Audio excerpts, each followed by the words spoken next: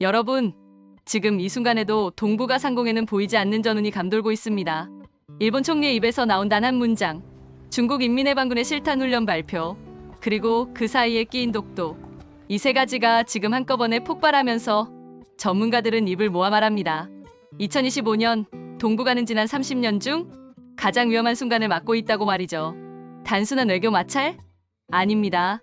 지금은 말 한마디가 미사일 발사로 이어질 수 있는 그런 아슬아슬한 줄타기가 벌어지고 있는 겁니다. 일본이 칼을 빼들었고 중국이 방아쇠에 손을 올렸고 한국은 그 한가운데 서 있습니다. 과연 이 갈등은 어디까지 갈 것인가? 그리고 한국은 무엇을 준비해야 하는가? 오늘 이 영상 하나로 여러분은 지금 벌어지는 동북아 대위기의 전모를 완벽하게 이해하실 수 있을 겁니다. 절대 놓치지 마시고 끝까지 집중해주세요. 자, 지금 시작합니다. 먼저 독도부터 시작하겠습니다. 최근 한국 정부가 일본의 독도 전시관 확장 계획에 강력히 항의했습니다. 그런데 일본은 뒤로 물러서기는커녕 오히려 더 크게 목소리를 높였습니다. 일본 아카마지우 영토 담당상은 기자회견에서 이렇게 말했습니다. 독도는 국제법상 명백한 일본의 고유 영토다. 한국 정부는 즉시 주한 일본 대사관 총괄공사를 외교부로 불러 강력히 항의했습니다. 그런데 일본의 반응이 가관입니다. 항의를 받고도 오히려 전시관을 더 확장하겠다고 발표한 겁니다. 마치 우리 하고 싶은 대로 할 거다. 너희가 뭘 어쩔 건데 라는 식이죠. 왜 일본은 이렇게 뻔뻔하게 나올까요? 전문가들은 이렇게 분석합니다. 일본의 내부 사정이 심각하기 때문이라고요. 지금 일본은 30년 넘게 이어진 경기 침체, 급격한 인구 감소, 그리고 국제 무대에서의 외교적 고립까지 삼중고를 겪고 있습니다. 국민들의 불만이 높아지자 정부는 그 시선을 밖으로 돌려야 했습니다. 그래서 꺼내든 카드가 바로 국가주의입니다. 독도, 대만, 자위대 확대, 방위비 증액, 이 모든 게 국민들의 애국심을 자극하고 내부 문제를 덮기 위한 정치 쇼라는 거죠. 하지만 이번에는 상황이 좀 다릅니다. 왜냐하면 중국이 갑자기 끼어들었거든요. 여러분, 중국이 독도 문제에 직접 언급한 게 언제인지 아십니까? 거의 없었습니다. 독도는 한국과 일본의 문제니까 중국은 보통 침묵으로 일관했죠. 그런데 이번에는 달랐습니다. 중국 외교부는 공식 브리핑에서 일본의 독도 주장을 정면으로 비판했습니다. 주변국의 경계와 불만을 유발하는 악성 언행이라는 표현까지 썼습니다. 중국 외교 언어로는 상당히 강한 비난이죠. 중국이 갑자기 한국 편을 드는 것처럼 보이는 이 상황. 과연 중국은 정말 한국을 도우려는 걸까요? 아닙니다. 중국의 진짜 타깃은 일본입니다. 왜 일본일까요? 그 답은 일본 총리의 최근 발언에 있습니다. 여러분, 일본 총리 다카이치 사나에가 최근 한 말이 있습니다. 대만에 유사 사태가 발생하면 일본은 군사적으로 개입할 수 있다. 이 발언이 왜 폭탄인지 아십니까?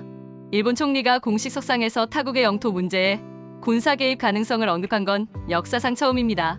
그것도 중국이 가장 민감하게 여기는 대만 문제 말이죠. 중국 입장에서 대만은 절대 양보할 수 없는 핵심 이익입니다. 그런데 일본이 대만이 위험하면 우리가 군대를 보낼 수도 있다고 공개적으로 선언한 겁니다.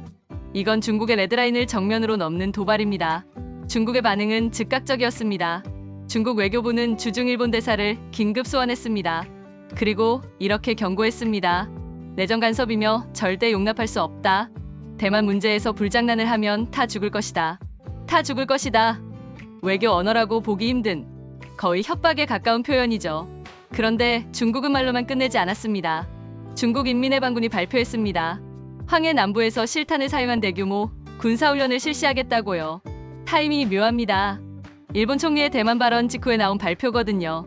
이건 우연이 아닙니다. 명백한 무력 시위입니다. 중국은 이렇게 말하는 겁니다. 너희가 대만에 손대겠다고? 좋아. 그럼 우리도 준비되어 있다는 걸 보여주지.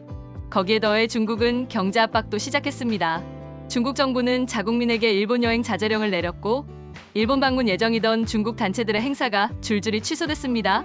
중국 관영 매체들은 연일 반일 보도를 쏟아내고 있고 중국 내 반일 여론은 순식간에 확산되고 있습니다. 최근에는 일본주 오사카 중국 총영사가 더러운 목을 베어버리겠다는 극단적 발언을 해서 중국이 사과하는 일까지 있었습니다. 양국 감정은 이미 돌이킬 수 없을 만큼 악화된 상태입니다. 여러분, 느껴지시나요? 지금 중국과 일본은 단순한 외교 갈등을 넘어서 실제 충돌 가능성까지 거론되는 위험한 수준으로 치닫고 있습니다. 그럼 여기서 핵심 질문이 나옵니다. 중국과 일본이 대만 문제로 싸우는 건 알겠는데 왜 갑자기 독도가 등장한 걸까요? 답은 간단합니다. 중국의 전략적 계산 때문입니다. 중국은 지금 일본을 사방에서 압박하고 있습니다. 군사적으로, 경제적으로, 그리고 외교적으로요.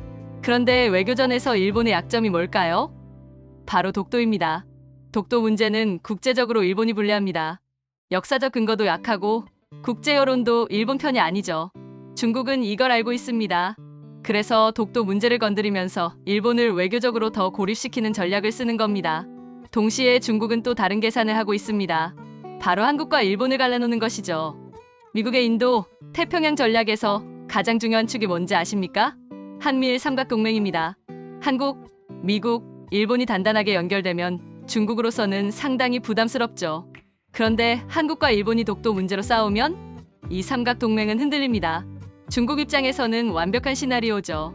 그래서 중국은 독도 문제에서 한국을 우회적으로 지지하는 척하면서 일본을 압박하고 한국 여론을 달래는 복합 전략을 구사하고 있는 겁니다. 그럼 미국은 뭐 하고 있을까요?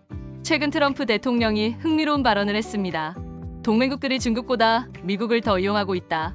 이 말이 뭘 의미하는지 아십니까? 미국이 일본을 100% 지지하지 않겠다는 신호입니다. 원래 미국은 일본의 가장 확실한 후원자였습니다. 그런데 요즘 미국은 일본의 강경 발언이 오히려 중국을 더 자극해서 동북아 정세를 불안하게 만든다고 보기 시작했습니다. 일본 입장에서는 당황스러울 수밖에 없죠. 우리가 대만을 지키겠다고 나섰는데 왜 미국이 우리를 확실하게 지지해주지 않지? 결국 일본은 중국의 압박도 받고 미국의 애매한 태도도 감당해야 하는 이중 곤경에 빠진 겁니다. 자, 여기서 한번 정리하고 넘어가겠습니다. 첫째, 일본은 대만 유사시 군사 개입 가능성을 선언하며 역할 확대를 노리고 있습니다. 둘째, 중국은 실탄 훈련과 경제 압박으로 일본을 전방위적으로 압박 중이며 독도 문제까지 끌어와 외교전에서 우위를 점하려 합니다. 셋째, 한국은 일본의 독도 도발을 단호히 막아야 하는 동시에 중국과 일본의 갈등 속에서 외교적 균형을 유지해야 합니다.